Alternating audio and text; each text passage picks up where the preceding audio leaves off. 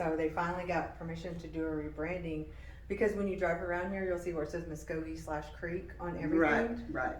Because their federally issued term is creek. So that's how they have to brand it on buildings and things like that.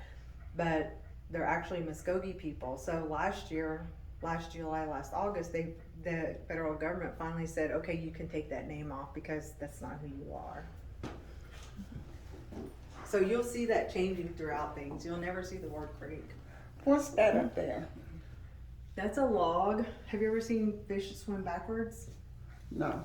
They don't swim backwards.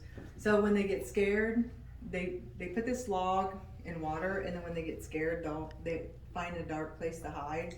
So they'll wedge themselves in there. Oh. And then okay. so they kind of get caught, and you just reach in there and pull it out. Oh, okay. We still don't have enough information on that to know what tribe used it or anything like that. Okay. I can get it. And then here is our stickball exhibit. What stickball was is it was a more peaceful way on settling disputes between the tribes. Like, let's say there's like a family and they have a disagreement. In the 1800s, most of the wars started off with two families bumping heads, or just people bumping heads in general. And so what they would do to dispute, or to finally settle it, is they would get a game of stickball, and it was men, and it was really considered a really brutal sport, because whenever you're getting it, there are certain rules that you can't really hit below the belt kind of thing, or not supposed to hit them directly. However, whenever you're trying to scoop up the ball and then throw it, you know, if they're on the way, they kind of get hit. But they actually didn't, and as you know, like the winner gets all kind of thing, and depending on what they're trying to settle. But women weren't actually incorporated into the sport until way later. And so women, their rules is you can't bite, however you can use your hands instead of using stickball sticks. So only men, even today, whenever you play stickball, men are the ones who use the stickball sticks, and females can grab it and throw it. And it's usually a fish on top of like a long pole or like a long dead tree kind of thing. And that's how you score points to win, is you throw it at the top and hit it. Okay.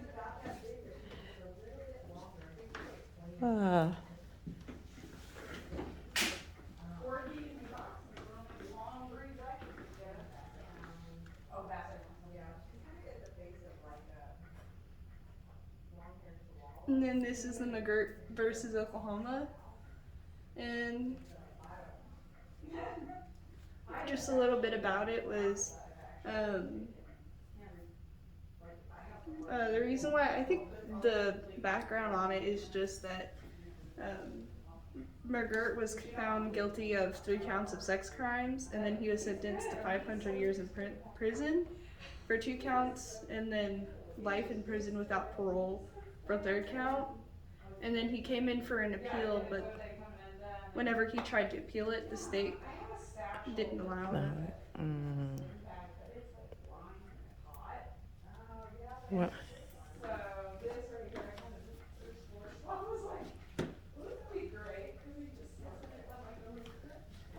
And then once the natives got to Oklahoma, they had to remake everything, and so you'll see kind of like this gourd dipper and different things that were handmade, and also like those napped arrows and stuff.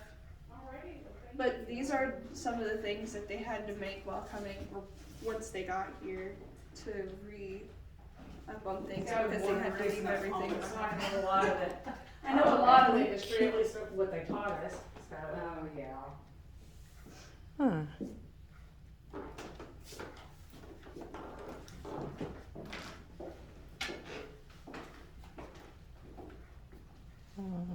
And then the mile markers, these are cast iron. They are probably in the ground to about right here, as you can see with the rust down there. And these were just, these mark boundary lines between the Muskogee people and the Creek Nation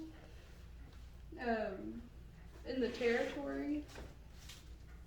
and it dates back to the 1800s.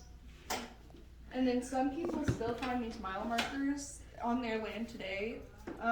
Not only were they mile markers, but they also, in certain land, like some people will find them like on a house, and that meant that they had a very valuable piece of property because that meant they could farm. They had waterways.